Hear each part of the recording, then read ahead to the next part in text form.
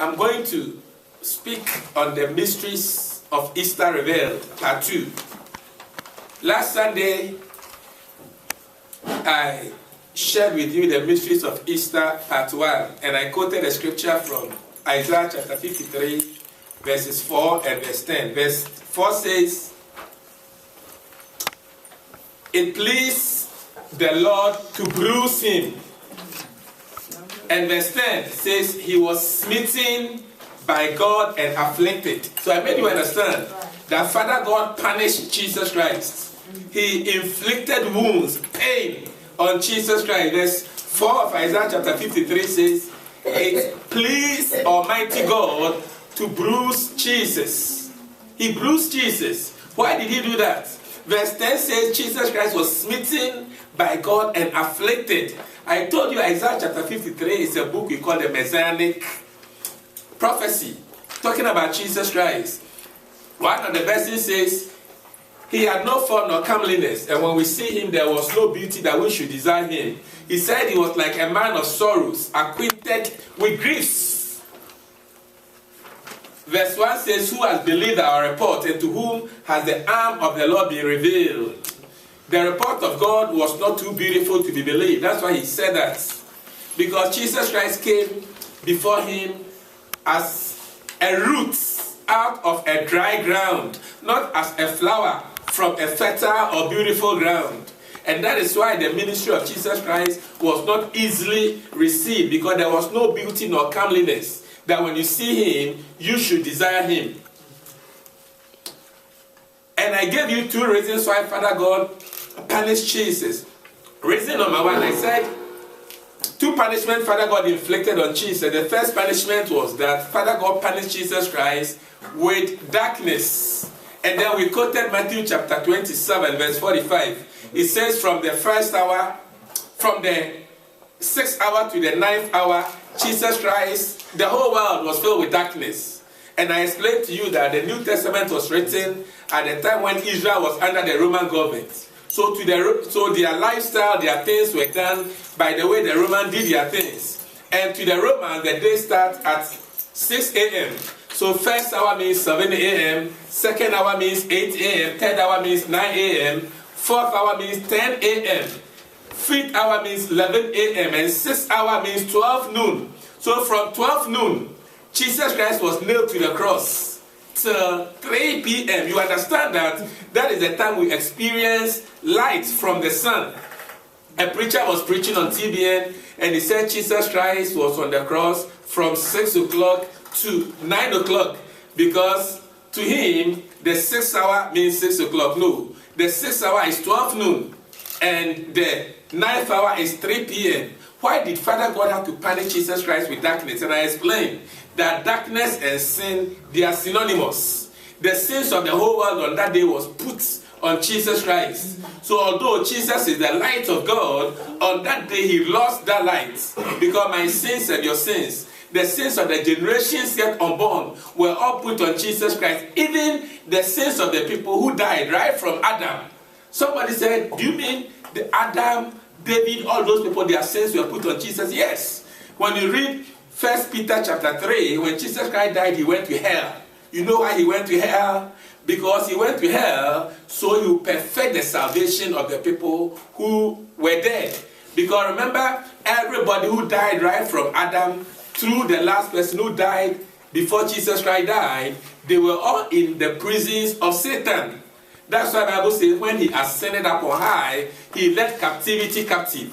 The captivity he led captive means that he took them from captivity of Satan and made them his captives. Do you know every Christian is like a captive for Jesus, a slave for Jesus? So he translated them from being slaves of Satan and becoming slaves and servants for him. Amen.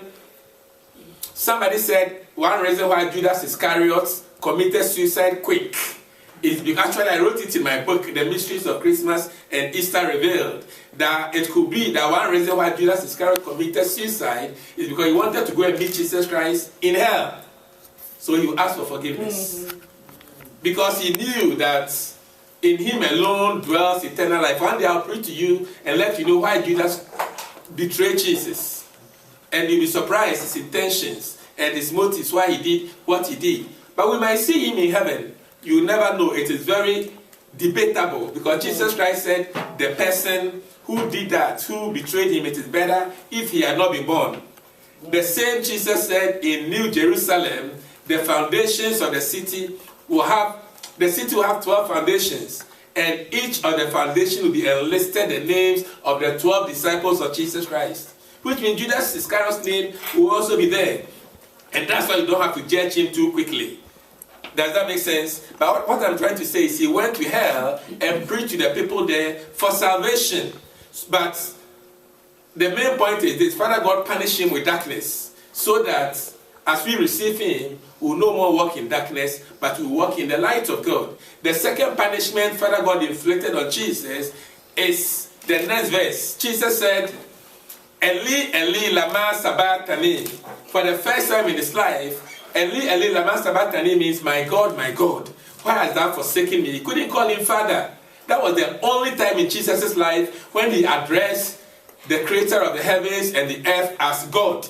He always referred to him as Father. There is huge difference between God and Father. He is a God to everybody in this world. Whether you are from the Baha'i faith, whether you are a Muslim, whether you are a Hindu, whichever your religion is, he's a God to you. But he's a Father only to them that have relationship with Jesus. How did I know this? Chapter 1, verse number 12. John. He says, as many that have received him, to them they have been given power to become sons of God. If we are sons of God, then he is our Father.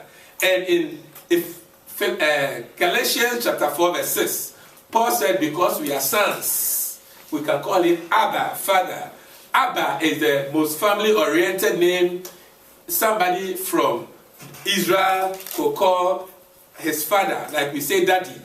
So Paul said we can call him Abba. It shows intimacy. It shows closeness. We don't only call him Father, but we call him Abba, Father. And it happened because Jesus lost his sonship rights. Father God made him lose his sonship rights so that we will receive it. He became a disgrace so that we can receive the grace of God. Amen. Amen. And today I want to move forward and share with you the mysteries of Christmas, mysteries of Easter revealed, part 2. The third punishment Father God inflicted on Jesus Christ is poverty. And let's read 2 Corinthians chapter 8, verse number 9.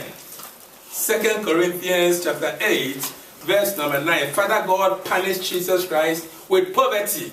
It's so surprising that several preachers, out of their own whims and caprices, they preach that Jesus Christ was not poor on earth. It is not true. Jesus Christ was extremely very rich in heaven.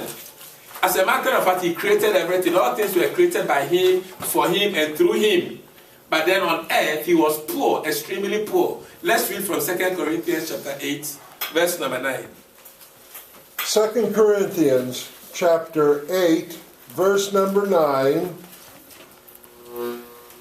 For you know the grace of our Lord Jesus Christ, that though he was rich, yet for your sakes he became poor, so that you, through his poverty, might become rich. Did you hear that? He said, for you know the grace of our Lord Jesus Christ, that though he was rich, talking about when he was in heaven, yet for your sake, for my sake, for our sakes, he became poor.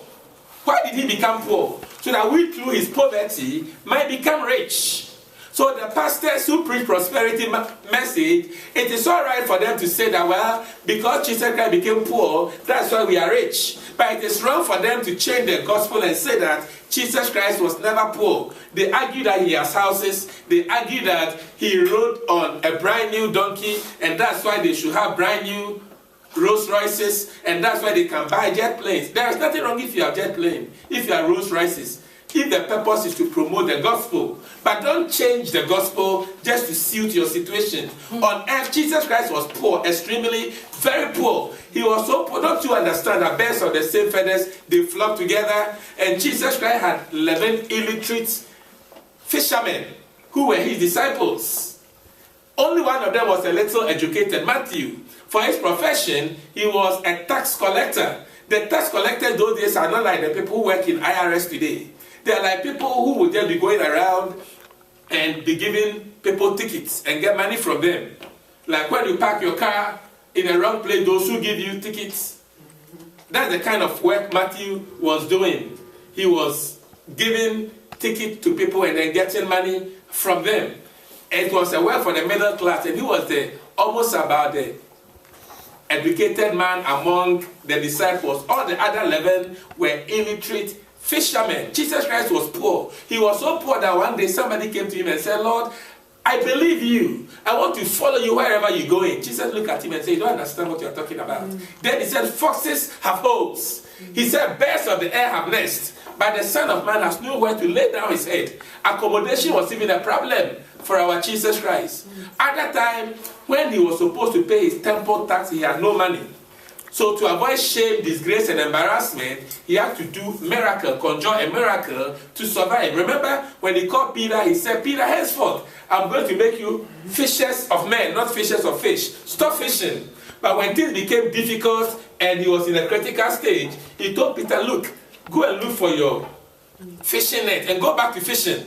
The first fish you fish, open the mouth, you find money, use it to pay for your temple tax and that of mine. That's how he was able to survive. If you study the Bible very well, one day he was walking with a disciple, they became angry, and then he saw a fig tree. And then there was no figs on it. He cursed the fig tree because he was hungry. Although he used it to demonstrate to us faith, it is also because he was hungry. When you read the story, I read the story in Mark and I even laugh. Because the story in Mark says it was not season for figs. It was not season for figs. Yet he cursed the fig tree. This should tell you how humanly Jesus Christ was. He was desperate. He was frustrated because he was hungry and he needed to survive. Is somebody understanding me? On earth he was poor. God punished him with poverty. But the reason why he became poor, church, is so that we through his poverty might become rich. Paul put it better in Philippians chapter 2.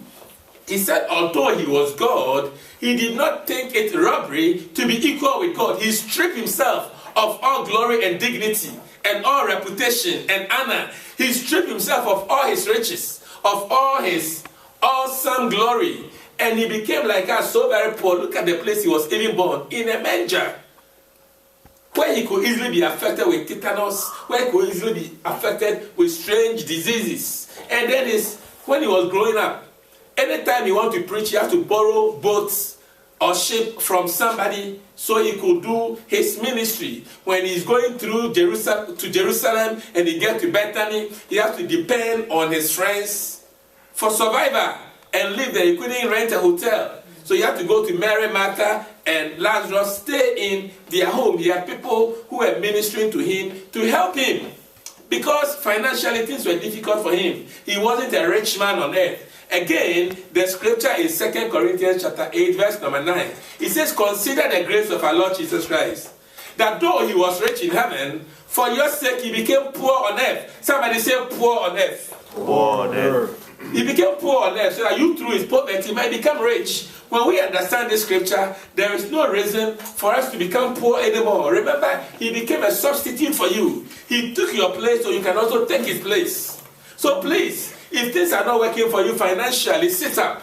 Because Jesus Christ became poor, so you don't have to be poor.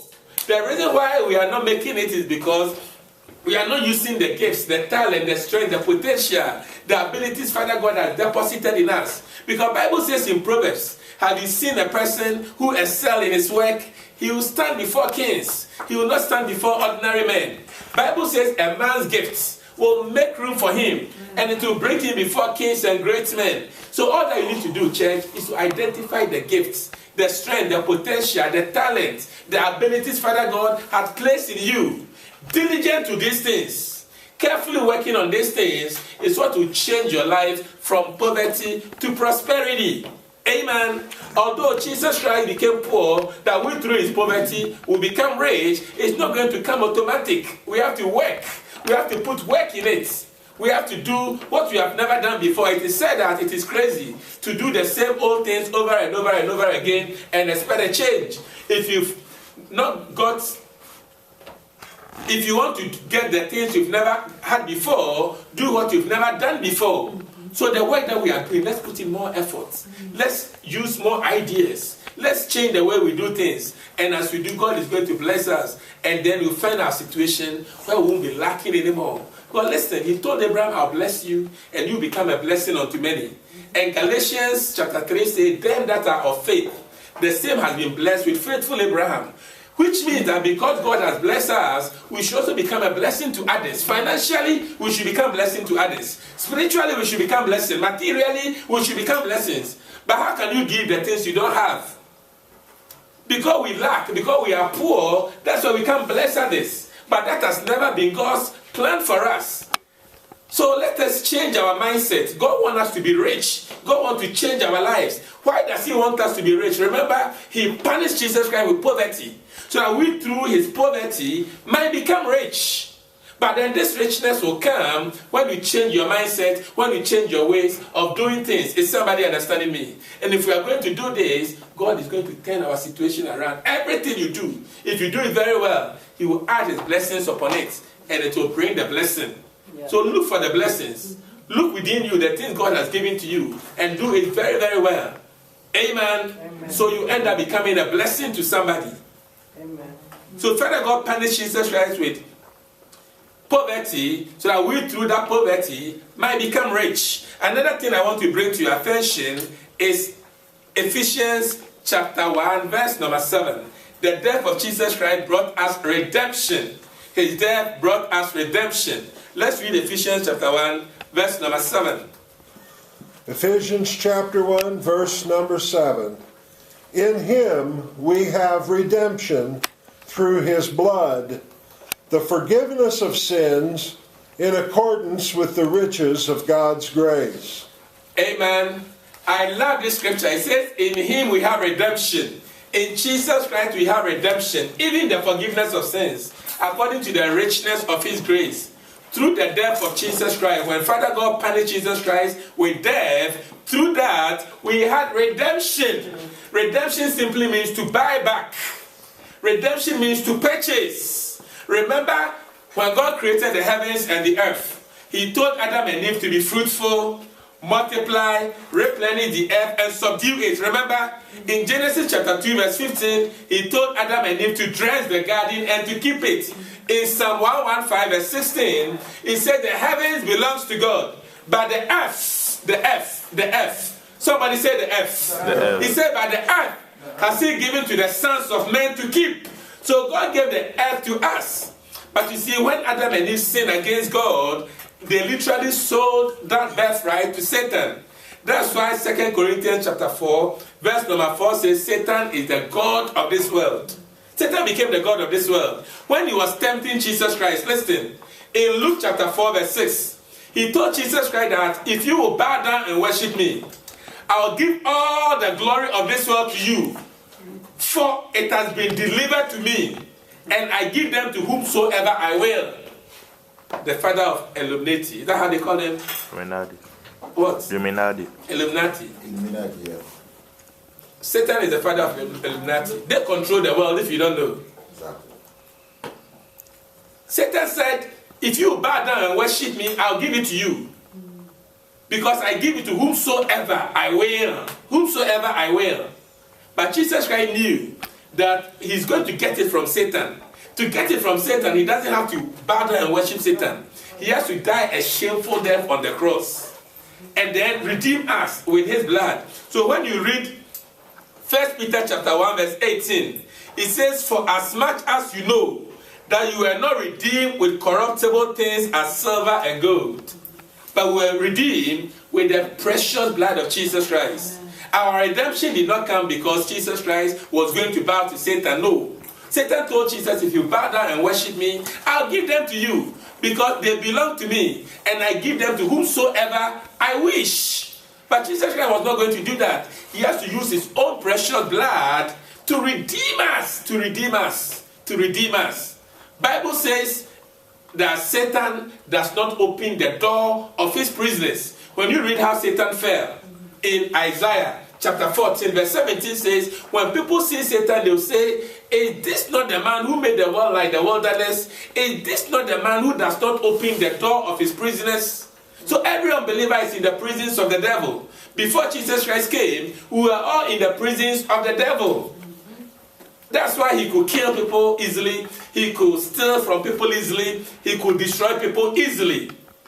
But then Jesus Christ's death redeemed us from the prisons of the devil. Amen. That is what we call redemption. Listen to me, somebody. So the scripture says, in him we have redemption. In Jesus Christ we have redemption. Even the forgiveness of sins, according to the richness of his grace. Now listen. Do you know that the New Testament was written partly in Greek and partly in Aramaic? Now, the Greek has so many alphabets, unlike the English, which had only 26 alphabets. The Greek had about 52. So sometimes a word in Greek will mean so many things in English, like redemption. Now, if you want to understand redemption very well, let me take you through the Greek words for redemption to let you appreciate it. Before then, Jesus Christ bought us from the slave market of Satan.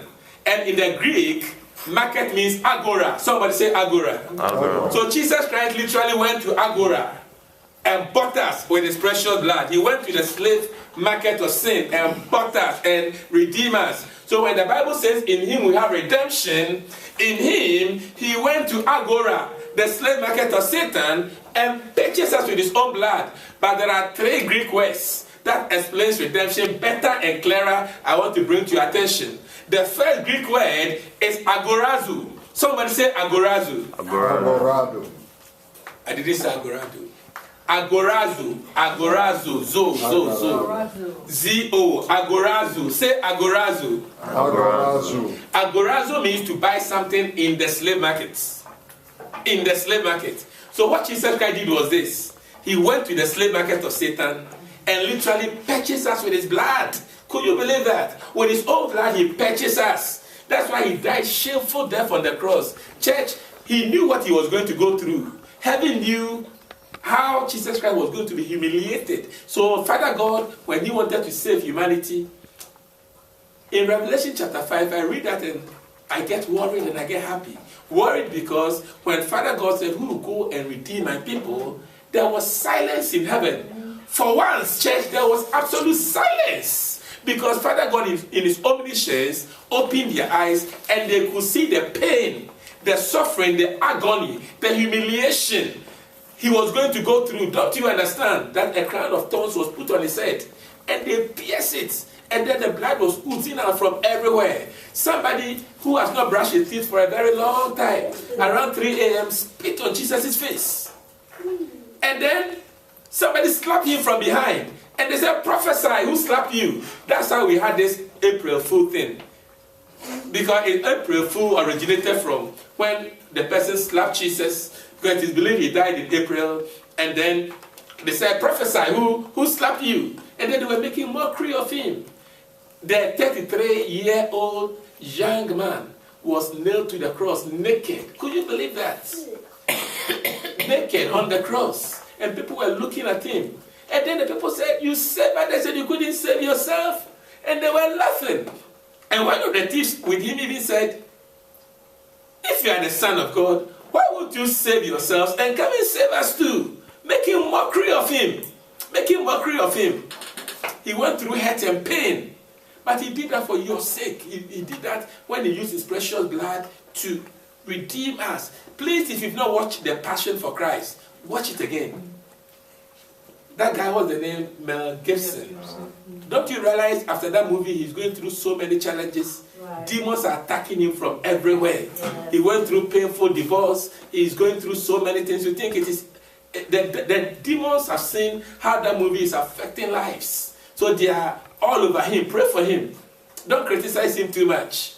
God used him to bring people awareness. The pain, the suffering, the difficulties Jesus Christ went through when he went to Agora and purchased us with his own blood. We call it agorazo. Somebody say agorazo. Agorazo. But listen to this.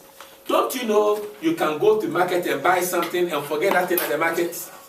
Let's say you go to Walmart or you go to Target. Something you love so very much, you bought it. Or maybe you go to Best Buy. You bought something. You are so happy you bought that thing. You came home, you realized you left the thing at the market. So well done is 0, right? And that makes the second meaning of redemption so beautiful. Because the second meaning is exagorazo. Someone say exagorazo. Remember I told you agorazo is when you buy something in the slave market. But exagorazo is when you buy something in the slave market and you take it from the slave market. So Jesus Christ did not only buy us in the slave market of sin, he also took us from the slave market of sin. In other words, he did not only agorazo us, he also exagorazoed us. He bought us in the slave market and did not leave us in the slave market. He took us from the slave market. This is what it means. Every unbeliever has Satan as his father. But then, the moment you receive Jesus as your personal Savior, you are translated from hell-bound to heaven-bound. When you receive Jesus Christ, you change your fatherhood from Satan to Almighty God. That is the translation I'm talking about. So he bought us in the slave market of sin and took us from the slave market of sin to the kingdom of Jesus. Bible says we have been transformed from the kingdom of darkness into the kingdom of God's dear Son. That is exagorazo. So he bought us in the slave market of sin and took us from the slave market of sin. So it is like maybe I needed glasses so very bad, so I went to buy the glasses. And then when I got home, I realized, oh, I left the glasses in the market at the store. It means I have nothing. So exagorazo is when you bring the thing with you, and that is exactly what Jesus Christ did for us. In him we have redemption, the forgiveness of sins according to the richness of his grace. So he bought us in the slave market of sin, agorazo, and then he took us from the slave market of sin, exagorazo. But there's even the last word which makes redemption clearer and better. And that word is lutro. Somebody say lutro. Lutro. He bought us in the slave market of sin, took us from the slave market of sin, and then lutroed us. Lutro means to set free. Now for you to understand lutro very well, in the olden days, slave trade, they were bound in hand and sometimes in feet. So let's say you bought a slave in the market, agorazo. Then you took the slave from the market, exagorazo.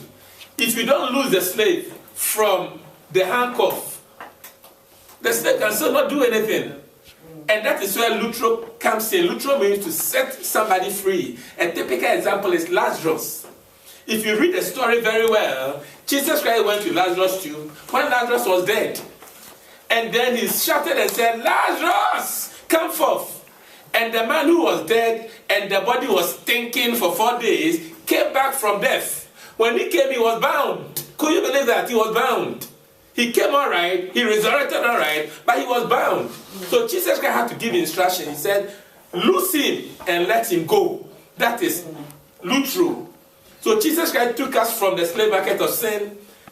He bought us in the slave market of sin. He took us from the slave market of sin. And then he set us free. So we have our freedom. You have no idea what Jesus Christ has done for you through redemption. Bible says in him we have redemption, the forgiveness of sins according to the richness of his grace. So that's why Bible says in 1 Corinthians chapter 6 verse number 20, says you are bought with a price. Therefore glorify God in your body and in your spirit. Church, Jesus Christ bought you with a price, with his precious blood. Bible says you are not bought with corruptible things like silver or gold, but with his own blood. So please, glorify God with your body. Use your body to glorify God. Use your gift to glorify God. Use your talents to glorify God. Every good thing in you, use it to glorify God. Use it to glorify God. I've told you this before. We have the gifts of the Father. We have the gifts of the Son. We have the gifts of the Holy Spirit. The gifts of the Father is given to everybody who comes into this world. Everybody. But then when you become a Christian, it is refined for you. The gift that Michael Jackson had, it didn't come from Satan. It came from God. Right. The gift that Michael Tyson had, it didn't come from Satan. It came from God. The gift that Barack Obama has, it didn't come from Satan. It comes from God. Every human being, your gifts, whatever you do, came from God. But then when you become a Christian, it is refined. So you use it to glorify God. Does that make sense? So whether you are an unbeliever, whether you are even an atheist, you have a gift from the Father. It is put in you when you came to this world. But then when you become a Christian, it is refined. So Bible says because you are bought with a price, use your body to glorify God. In other words, use your gifts, your talent, your strength, your abilities, your potential to glorify Him, knowing that He purchased you with His own blood. Amen. Amen. Let me read the last scripture and then we end. If Galatians chapter 5, verse number 1. Oh, you didn't get it. Sorry. Galatians 5:1. It says, for freedom or for redemption, Jesus has set you free. Stand firm, therefore, and do not let yourselves be burdened again by the yoke of slavery. For freedom, for redemption, Jesus Christ has set you free. Stand firm, therefore, so that you do not entangle yourself again with the yoke of slavery. Jesus Christ, church, has redeemed us. I took you through the process of redemption. He bought us in the slave market, agorazo. He took us from the slave market of sin as agorazo, and He set us free in lutro. So the Bible says in Galatians chapter 5, verse number 1, for freedom, Jesus Christ has set us free. For redemption, church, He has set us free. Therefore, we should stand firm so we don't go back into slavery. Many of us, we are saved, but we still find ourselves in slavery of sin, in slavery of smoking, in slavery of telling lies, in slavery of doing one thing or the other. Please, Jesus Christ set you free, and you are admonished that you don't go back into them anymore. I pray for you that the eyes of your understanding will be enlightened. As we are getting ready for Easter, remember that Jesus Christ did not agorazo you. He did not only buy you in the slave market of sin, but He took you from the slave market of sin as agorazo. And then He lutro you, He set you free. And as you've been set free, take heed, stand firm, so you don't go back into slavery. Right. Deliver yourself from smoking. Deliver yourself from gambling. Deliver yourself from everything that is sin. Because for freedom, Jesus Christ gave to you when He purchased you with His precious blood. Amen. Amen. Shall we pray? Maybe you heard the word of God coming to you, and you know in your life, you are living a life that is not pleasing to God, that is not bringing glory and praise to His name. Why won't you this morning ask God to forgive you all your sins? Why won't you ask God that you want to rededicate your life to Him? Why won't you ask God that from today you want to live a life that is worthy of emulation? Remember chapter 6, verse number 20. It said, therefore, glorify God in your body and in your spirit, because we are purchased with the precious blood of Jesus. 1 Corinthians chapter 3, verse 16. It says, don't you know that your bodies are the temple of God and that the Spirit of God dwells in you?